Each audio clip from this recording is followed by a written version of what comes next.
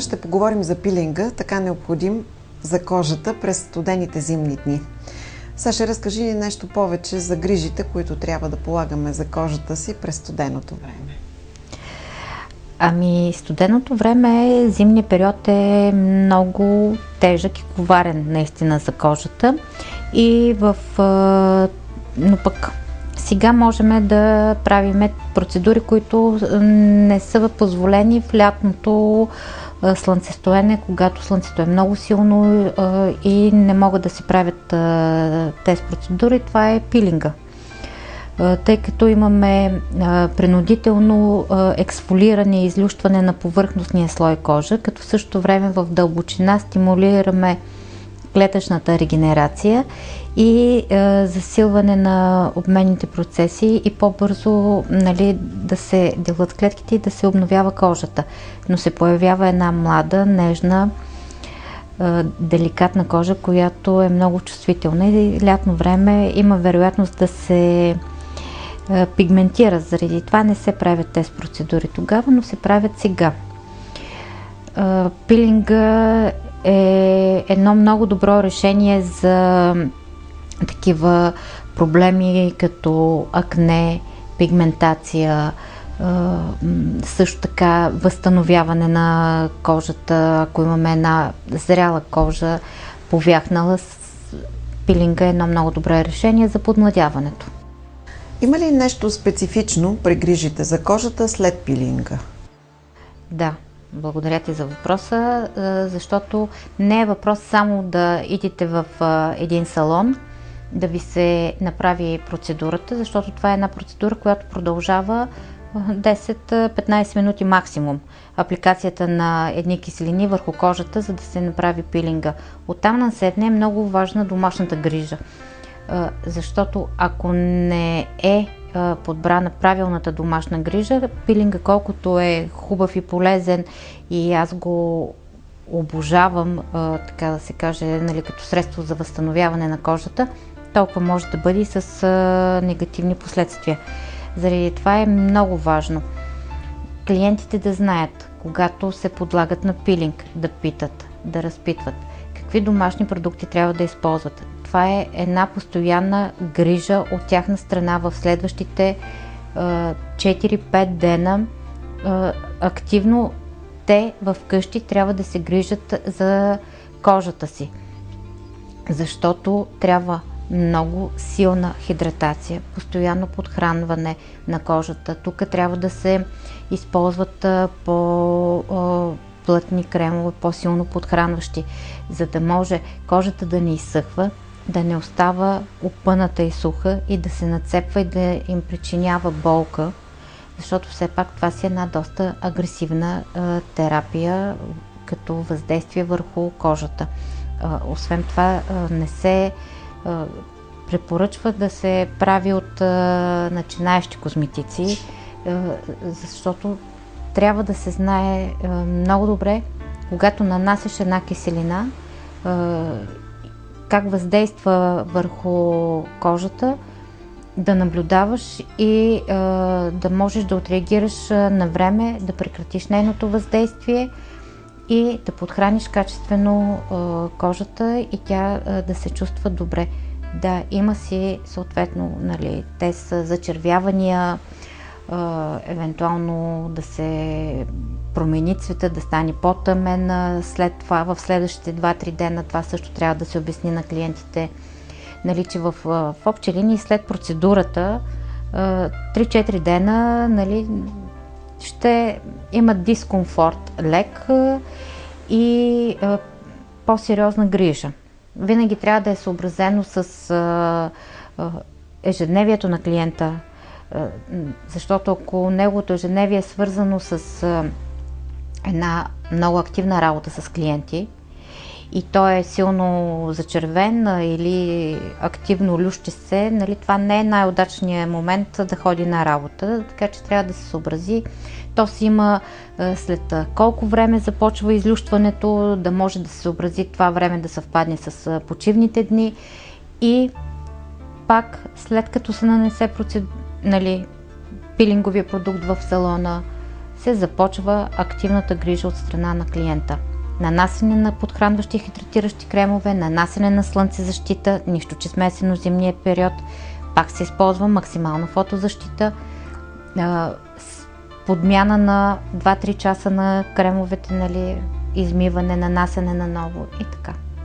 Така че това е една грижа, която колкото е моя работа, толкова е работа на клиента, само за себе си да бъде млад и хубав.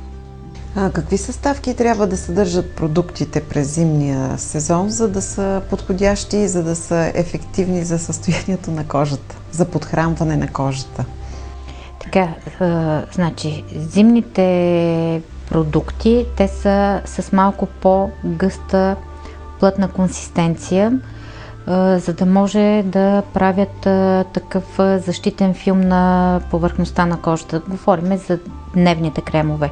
Когато човек излиза повече навън на студа, да може кожата да е по-добре защитена, защото ниската температура също действа много силно дехидратиращо. Плюс слънцето, вятъра и те стават много факторите, които изсушават кожата. Заради това е по-добре зимните кремове да са малко по-плътни. Значи, като активни съставки, хубаво е да са богати на витамин Е, витамин А, защото действат регенериращо. Носещата основа е хубаво, ако е пчелен восък, натурални масла. При това положение правим една по-добра защита на кожата. С каква честота трябва да се прилагат маските на кожата през зимния сезон? Колкото по-често, толкова по-добре. В общи линии, когато човек усети, че кожата му е много опъната, суха, зачервена, раздразнена, тогава е добре да си прави подхранващи, хидратиращи маски в къщи. А посещението в салона, значи сега е момента, в който се правят серията от процедури. Тоест, примерно една серия анти-ейдж от 4-6 процедури, всяка седмица по една. Иначе, да, може малко да се скъси разстоянието, да не е примерно всеки месец да се посещава салона, а примерно 2 пъти в месеца, като единия път да се прави една по-дълбоко подхранваща терапия, на следващия път може да се направи само масаж, нали, което ще раздвижи кръвообращението, ще хидратираме, ще подхраниме кожата и така. Какво ще препоръчаш като грижа за кожата, например, на жените на 25 години и тези на 45 и над 45, вероятно грижите са различни? Определено грижите са различни поради факта, че една по-млада дама или господин, при тях обменните процеси са все още много интензивни и организъмът е млад и се справя по-добре с външните фактори. Но и те ежедневно трябва да нанасят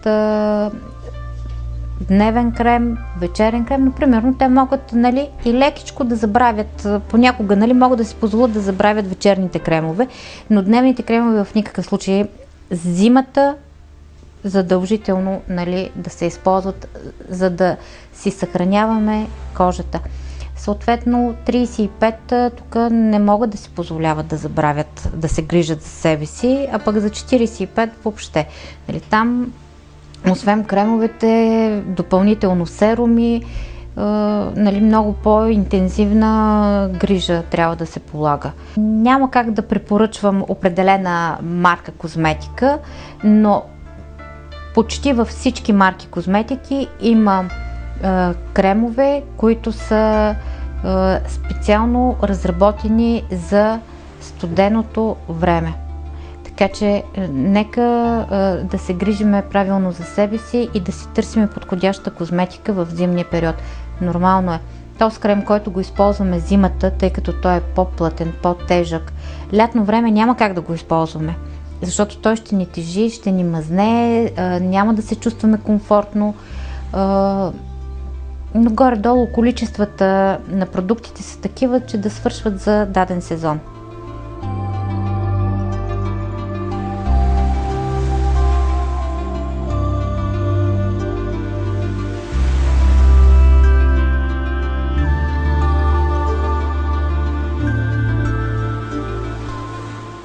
Днеска ще направим една терапия за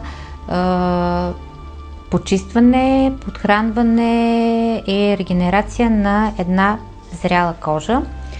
В терапията ще включим пилинг, който е 31% алфа-хидроксикиселини, но няма да предизвикваме видимо излющване на кожата, а само ще